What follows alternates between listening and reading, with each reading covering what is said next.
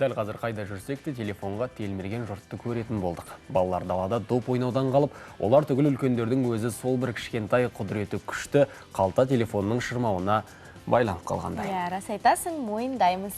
Дәл осындай заманда түрлі активиттер, яғни құзға шығу, сан алуан әдемі жерлерге экскурсия жасау, жабайы табиғат аясында өмір сүру сабақтары секілді қызық шаралар ұйымдастырылды.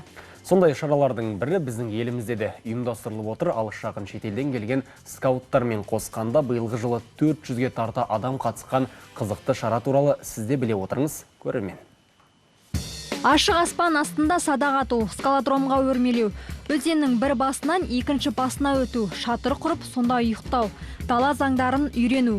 Бұл Ақмола облысы Ақкөл ауданы Ерназар ауылынан 10 шақырым жерде ұйымдастырылған 4-ші ұлттық джамбори шарасы. Жер-жерден келгендер ен далада өмір сүріп, скаут болуға бейімделеді.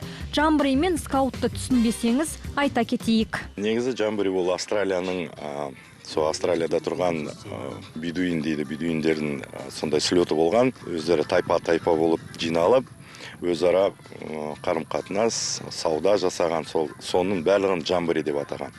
Скауттарда джамбори деген, ол бізде ұлттық джамбори болғандықтан, Қазақстан елінің әрбір ауданынан, облыстарынан скауттардың барлығы жиналады да, осы жерде бағдарламаны өткізіп, өзара танысып, қарым-қатынас жасауда.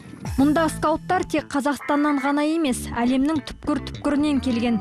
Бірі бірінші рет келіп жатса, енді бірі бірнеше рет жорыққа шыққан адамдар. Шара әсіресе еліміздің әр жерінен келген балаларға қызық болған сияқты. Қиындықтар болғанын да жасырған жоқ. Әрине, өркениет әлемінен бір уақыт қол үзу кімге болса да оңай болмасы анық. Көптеген қиындықтар, ол гигиеналық жақтан қиындықтар болды. Осын тоқ жағынан қиындықтар болды, бірақ біз оларға тойтар салдық. Себебі топпен өмір сүрсең, ол оңайға соғады. Ұйымдастырушылардың сөзінше, скаут болу адамдарды қиындықты жеңуге, жалғыз өмір сүруге, мақсатына жете білуге бейімдейді. Скауттар білуі тиіс дағдылардың бірі бұл өзеннің немесе көлдің бір басынан екінші басына мынандай арқанмен жету. Яғни біз қазір сол дағдыны қайталап көрмекпіз. Қолымыздан келе ме екен, көрейік.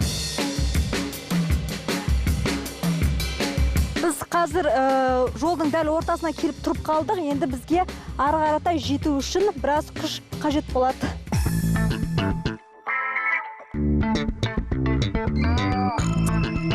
Өзіміздің діттеген жерімізге жету аса қиын болмады. Бастысы мақсатпен күш қажет болса болғаны. Ал шеттен келгендерді өңірдің табиғаты таңғалдырған. Сондай-ақ ұлттық ойындар мен қазақ халқының салт дәстүрінен біраз хабар алғанын айтады.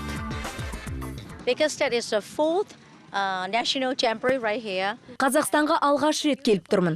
Біз бірінші осы елдің табиғаты керемет деп естідік. Бұған дейін Қазақстан жайлы ештеме білмеген едік. Сондықтан осы ел туралы көбірек білуді жөн көрдік. Дәстүрмен таныстық, атқа түйеге міндік. Джамбори слеті елімізде 4 жылда бір рет ұйымдастырылып тұрады. Бұдан бұрын Бурабайда және Павлодар мен Қостанай өңірінде өткен. Қатысушылар мен қызығушылар саны да жыл санап өсіп келеді. Биылдың өзінде еріктілермен қоса 350-ге жуық адам осы шара мүшесі болуға өтініш білдірген.